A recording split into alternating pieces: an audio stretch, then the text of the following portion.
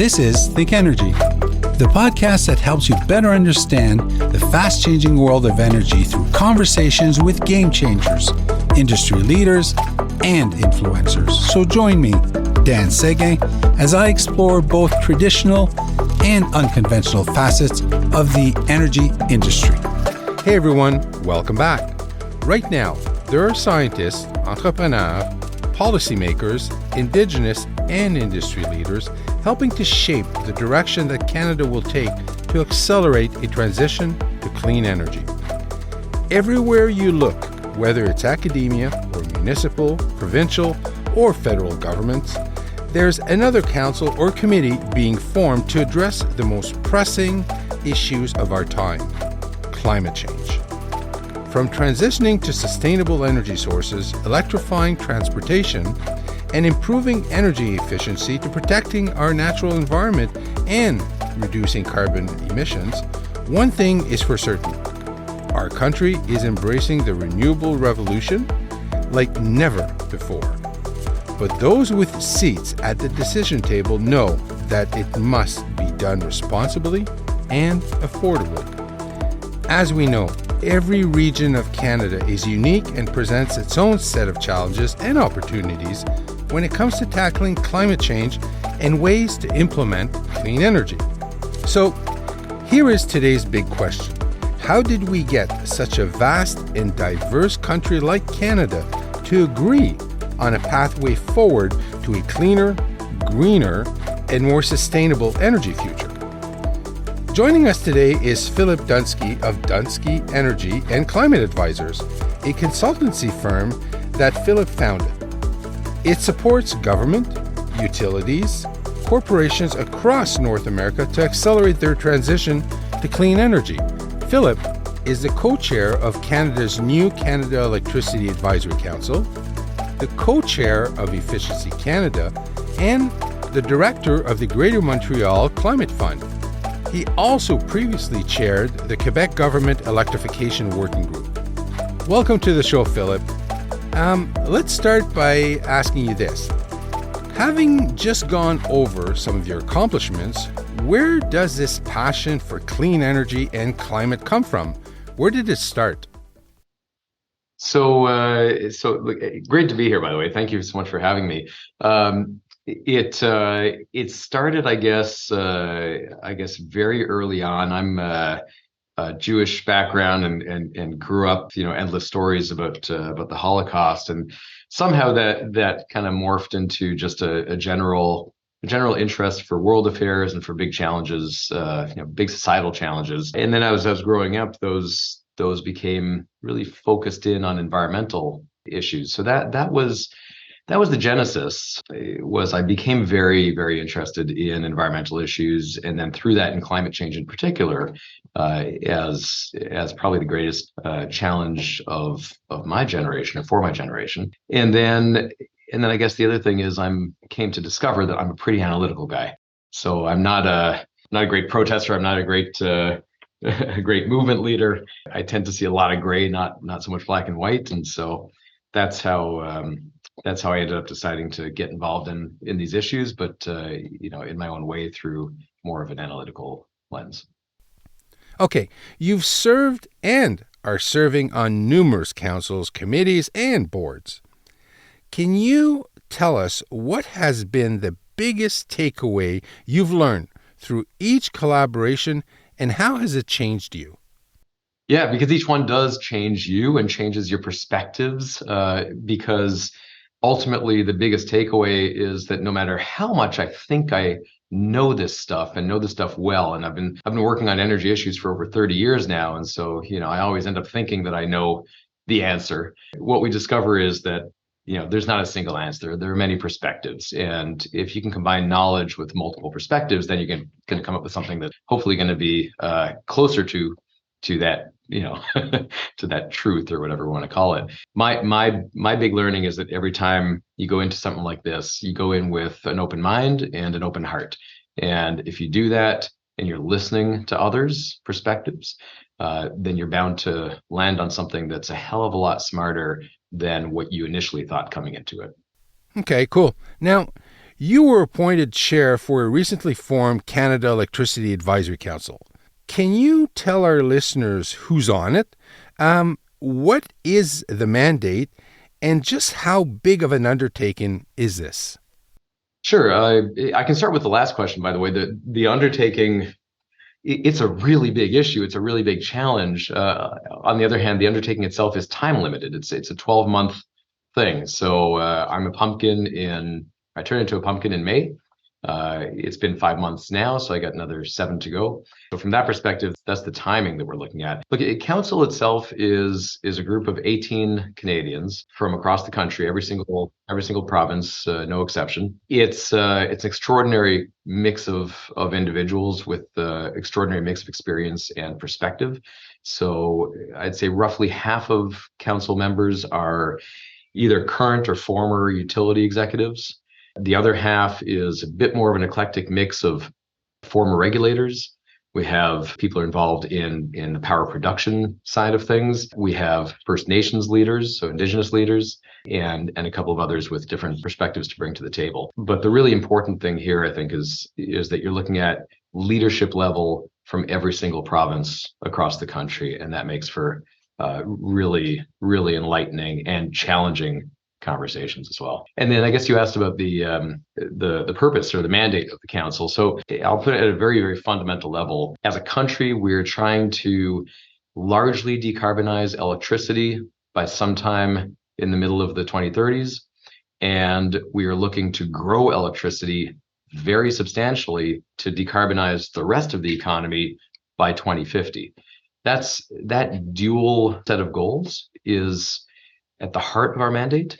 And our mandate is to figure out what the feds can and must do, and at the same time, what can and must be done by others in the country to help make this an easier journey, a more affordable journey, and ultimately a more successful journey on the way there. Okay, great segue here. Now, with respect to Canada's goal to achieve a 100% net zero electricity system by 2035, you stated it's better to optimize than maximize. Can you maybe break that down for us, and can you give us some examples? Yeah, sure. I mean, what I mean by that is that if all we do is say we want to decarbonize, there are many, many paths to do that. And, we can say, hey, we're just going to build until there's no tomorrow.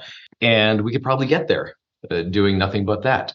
But we'll get there in a less affordable way than if we really think through the intricacies of what needs to be done. Yes, on adding, also on subtracting. So actually becoming more efficient in the way we use energy, relying more on consumers' involvement in the marketplace to achieve some of those goals. I just think there are quick ways to get to the goal that ultimately are going to cost too much and or create reliability issues.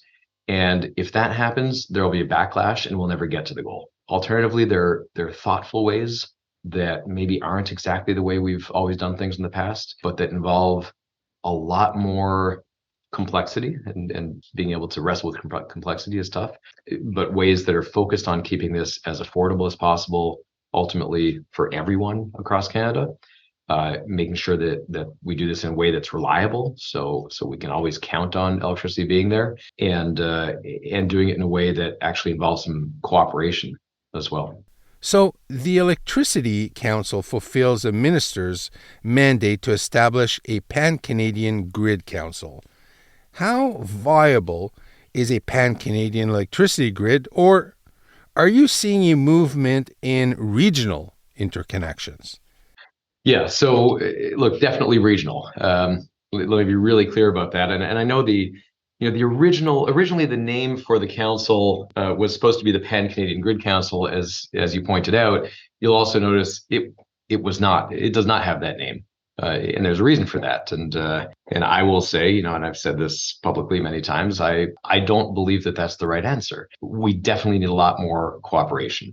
At the regional level, there are a lot of opportunities for provinces to exchange more, to continue exchanging with the US, by the way. I mean, this isn't, we're not caught within our borders. So we have to do more on the cooperation side to keep costs, again, as low as possible, to make this as smart and thoughtful and achievable as possible. But that doesn't involve, I love the old coast to coast railway analogy. It's nice. It worked for railways.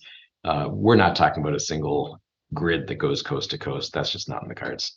Now, for those who are not aware, can you tell us about your firm, its purpose, and what makes your approach unique and particularly effective? Sure. I mean, I'm thrilled to talk about my firm. So these days I spend so much time talking about counsel, which is kind of like my evenings and nighttime job, or evenings and weekend job. But my day job is running my firm. My firm is a group of over 50 professionals now. I think we're about 55 now, that are dedicated exclusively to supporting clients in their clean energy transitions. And our clients typically are utilities and governments, increasingly large corporate clients as well, across Canada and across the US. So what we do ultimately is we work with utilities and governments that are in the throes of this energy transition, that are trying to figure it out. They're trying to find a way to help their customers navigate through it, and a way for themselves to navigate through it, to define what the business case is for them, what their proper role is in it.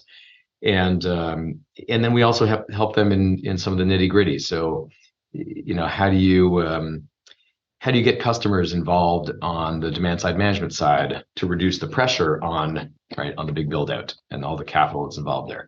What do we need to do to electrify vehicles, for example? So, we've developed for some places charging infrastructure plans and charging infrastructure business plans and strategies, investment plans.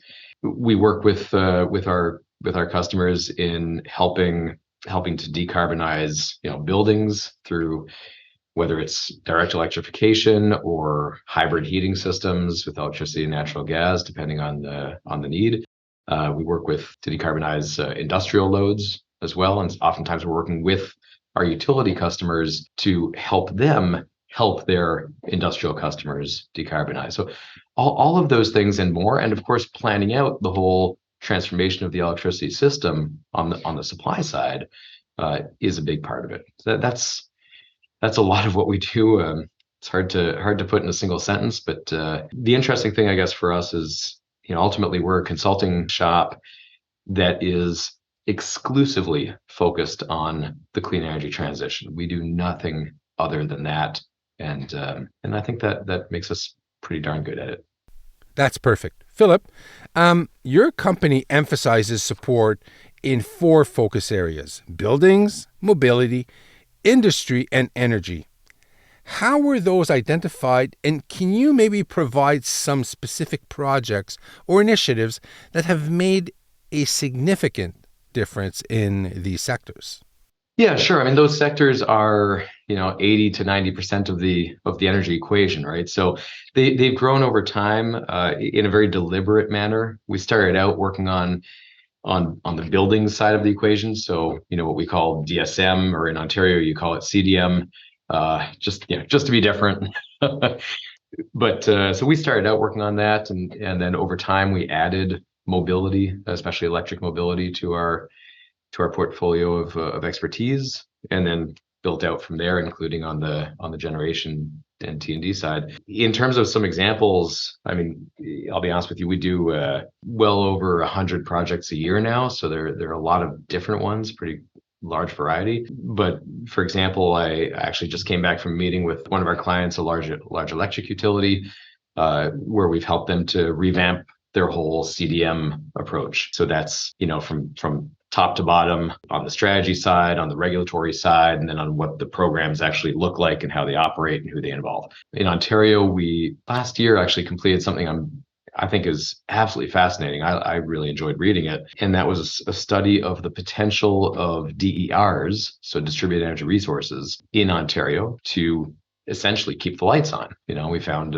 thousands of megawatts of exploitable resources there that you don't need to build because they're already there on the customer side of the meter. So stuff like that. We've worked with a lot of states in the US, including California and New York, designing measures to help their customers finance the transition on their side.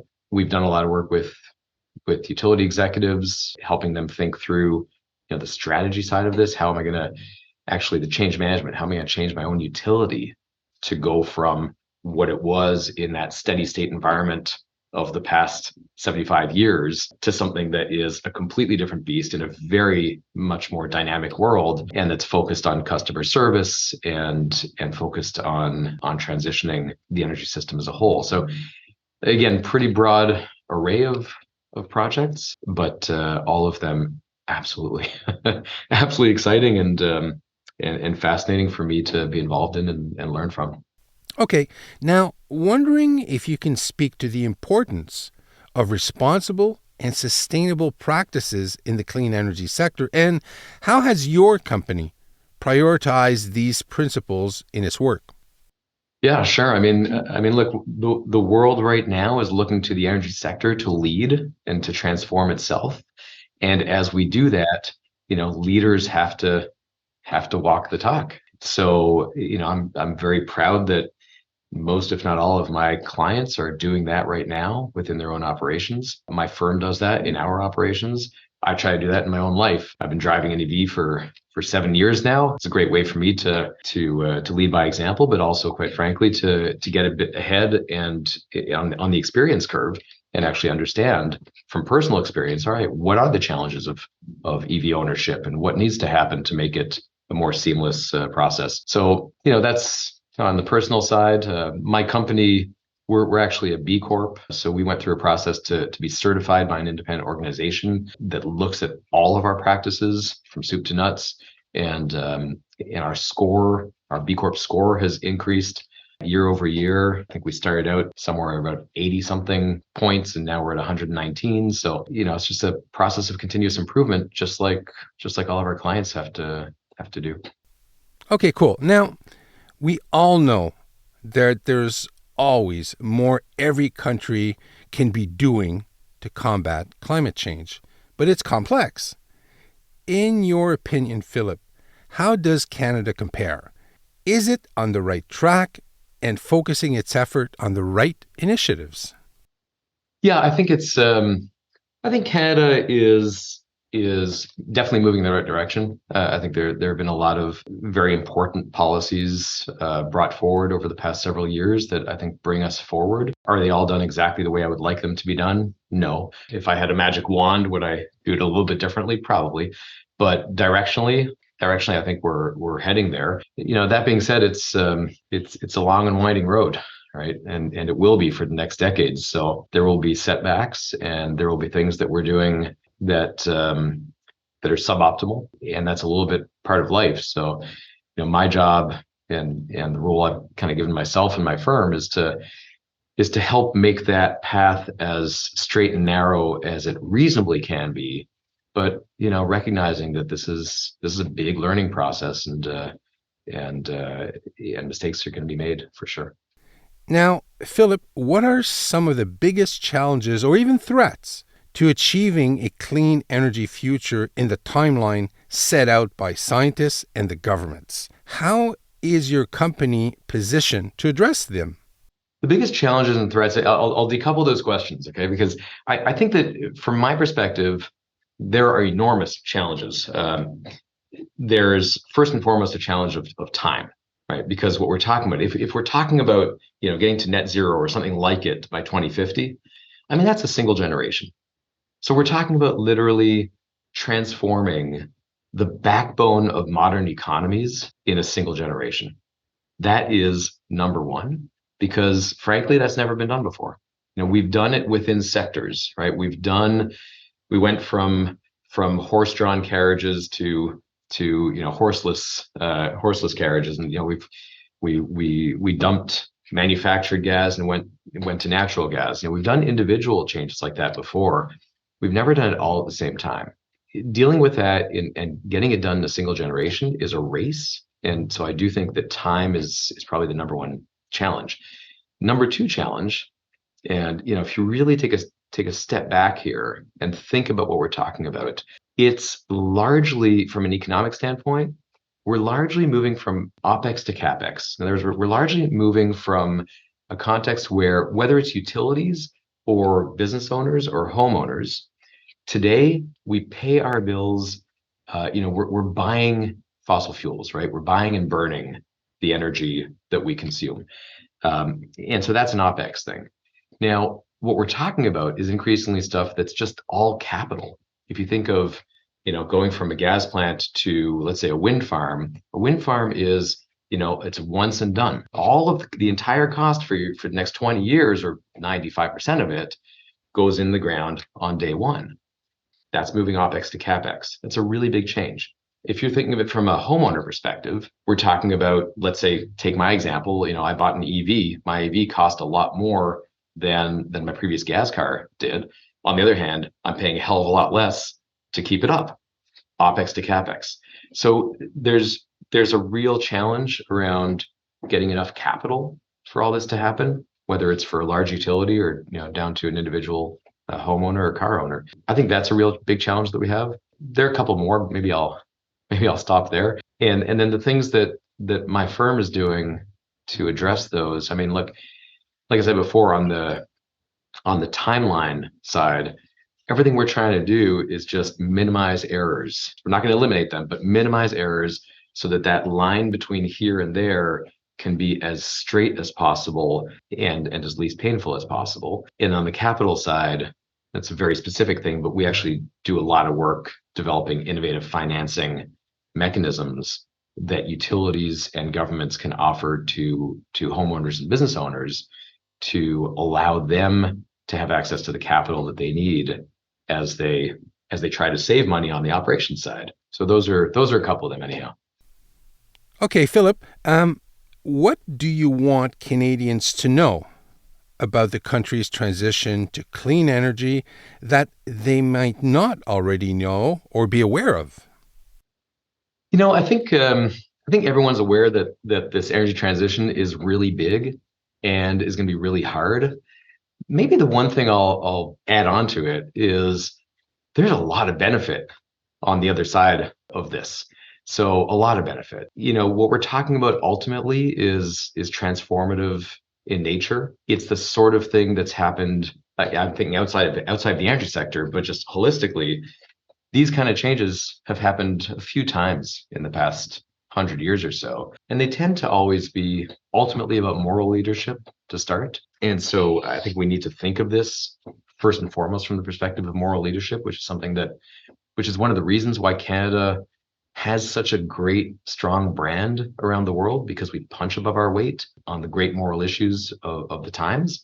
And that was true when we went to help out Europe during World War II, and that was true when Mulroney led the boycott of South Africa under apartheid. I mean, we've stood up when we've needed to. That has positioned this country internationally in a way that I'm not sure that we fully measure.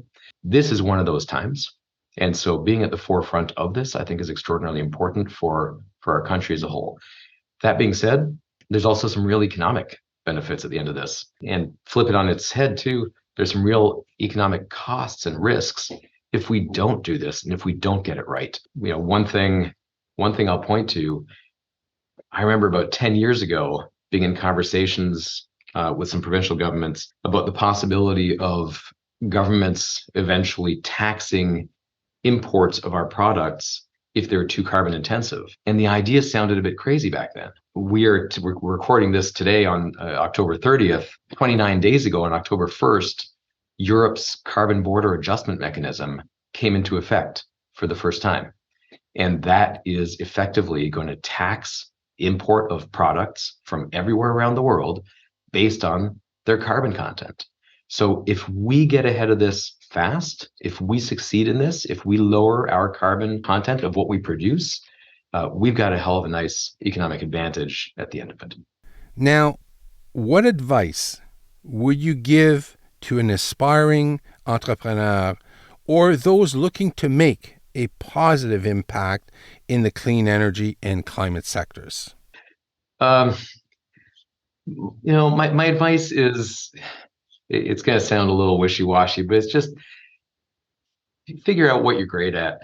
Everyone's great at something different. So I have a hard time providing, really concrete advice to people I don't know personally, but everyone's got their magic. Everyone's got their special, their exceptionalism. I think it's important to know who you are, know what you really like to do, know where you excel. And then whatever that is, to the extent that you can bring that to service of a greater cause, whether it's climate, whether it's affordability, whatever it is, I think that's just a beautiful thing. So I encourage everyone to ultimately lead a purpose-driven life and lean on their own strengths, whatever they may be. Okay, that's fair.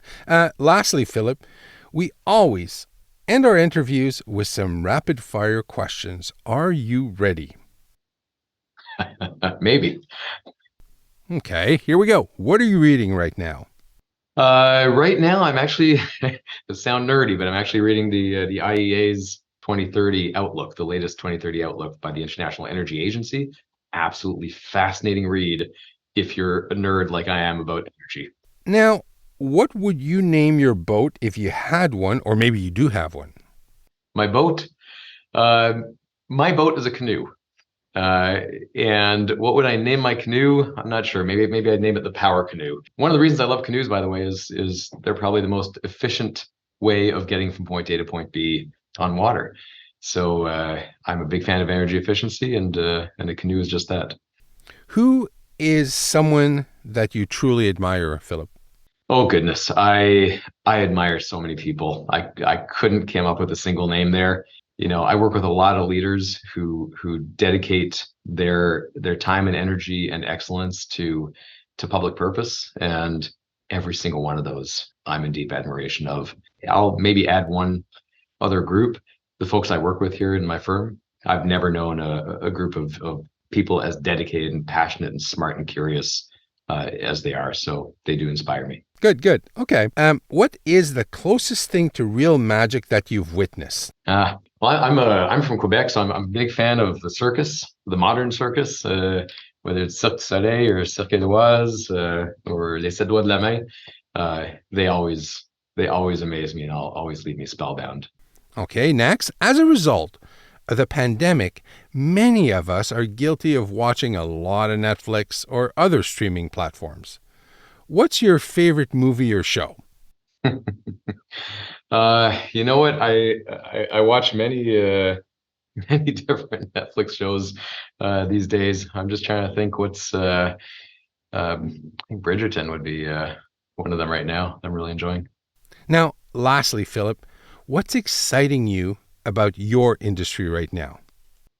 What's exciting me is the same thing that's exhausting me, and that's the pace of change. It's just an extraordinary time right now, and I'll tell you what's really exciting me is that 5 years ago, because this is all I do, right? I'm a one-trick pony, so I think about this every day. 5 years ago, I felt pretty alone in seeing and understanding the pace of change that we needed. Today, I feel like pretty much every leader I speak with is very clear-eyed about how big this is, how fast it's got to go, the challenge that it represents, and the knowledge that we need to get going in a big way. So that excites me. Now, if our listeners want to learn more about you or your organization, how can they connect?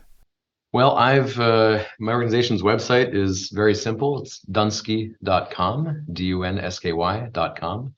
That's probably the easiest way. And if you want to connect with me, try info@dunsky.com or my own email. It's the simplest email in the world. It's Philippe@dunsky.com. Well, Philippe, this is it. We've reached the end of another episode of the Think Energy podcast. Thank you so much for joining us today. I hope you had a lot of fun. It was fun. Thank you. I love these questions. Thanks for tuning in for another episode of the Think Energy podcast. Don't forget to subscribe and leave us a review wherever you're listening.